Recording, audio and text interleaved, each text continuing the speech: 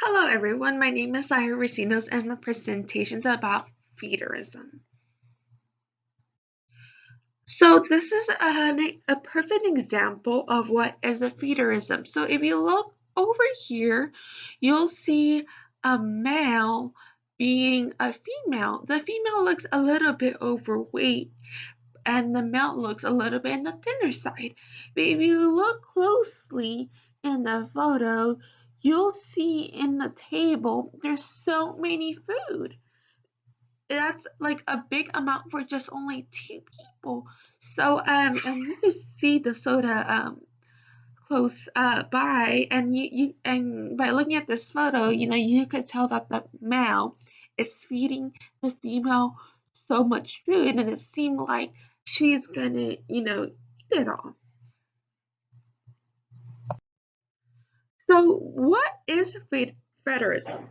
So Feederism is the feeding of an overweight or obese partner, or encouraging the partner to eat large quantity of food. So looking back through the photo that we saw that the female was eating a big amount of food that could be for more than that could eat, feed a family basically. There are two types of people who exist with that fetish culture. So basically, it's the feeders and the feedees. So the feeders are people who get sexual pleasure from feeding other people and seeing them gain weight. And the feedees are people who consume the food to make their partners happy. So what causes feederism? So feederism is a practice carried out by many fat admirers with the context of their sexual relationships, and is where the individual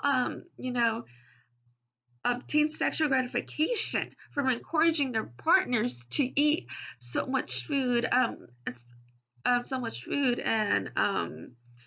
some people claim that the feeders are individuals who become sexual. They get um, what's the word? They get sexual aroused by eating and being fed, and the idea of the act of gaining weight. So that's what it's called. There was an interesting case that I would like to share with you guys. When I was in my research, I saw there was a case that about 4,175 Americans were asked questions about their sexual fantasies. Include One of the questions was including feeding people. The results were pretty similar across both genders. About 13 through 19% of the participants reported having fantasized about this before, with heterosexual women being at least likely to have done so, 13%, and gay men are most being likely, 90%. However, no more than 2% of any gender of sexual group said that they had feeders fantasy often. So that's a cool, interesting fact that I found by this study. Another case illustration from a celebrity. One of the most famous feedees in the world is Heather BBW, who is a successful businesswoman in her own right. She originated the idea of a plus size events, and she also runs like a big cutie websites for fuller figures. Um, there were so many examples that I found when I was in my research. There's another example that I have here that I didn't write it, but I would like to share it with you guys. Like mukbangs. So basically, mukbangs are people on YouTube who eat so much, like a big amount of food, and it's not healthy. The keyword, not healthy for them. And so they just eat and consume and consume and consume so many food, and just for them to get paid. And all and also another example of a TV show called My 50 Life, something like that. I can't really think of the title of the TV show, but I saw on TLC that there's few examples of feeders and fetus, and how it talks about their personal life, their struggles, and how they tame and start being healthy. Are they victimized or non-victimized? I think they are victims. I think they are victims because the feeder slash feeding relationship is not only toxic, but it's kind of abusive.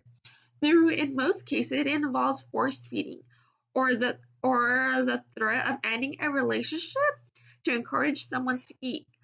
These are a lot of cases that their partners made sure to point out that their husband actively wants her to get bigger and points out the troubling aspect in the relationship. So in more of these cases, it's mostly the one-sided. Usually the males, um, not males, but usually you know, the feeders are mostly encouraging the feedees to eat. And sometimes the feedees don't want to gain that much weight, but they just do it because they want to please their partner. That could be one of the reasons why. In my opinion, I absolutely there are health risks involved being a feeder. Some find that it's a turn on, but there are resources out there that gives advices on gaining weight in a healthy way.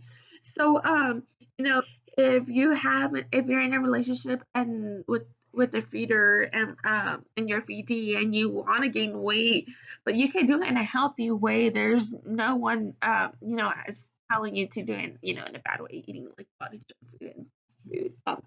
Feedism can be enjoyed while still maintaining a healthy diet and exercising. Also remember for many it's the idea and not actually participating that it's turned on. So this is my presentation. Hopefully you guys enjoyed it just as much as I enjoyed. If you guys have any questions, you guys could message me or email me. I'll gladly answer. Thank you. And this is my reference.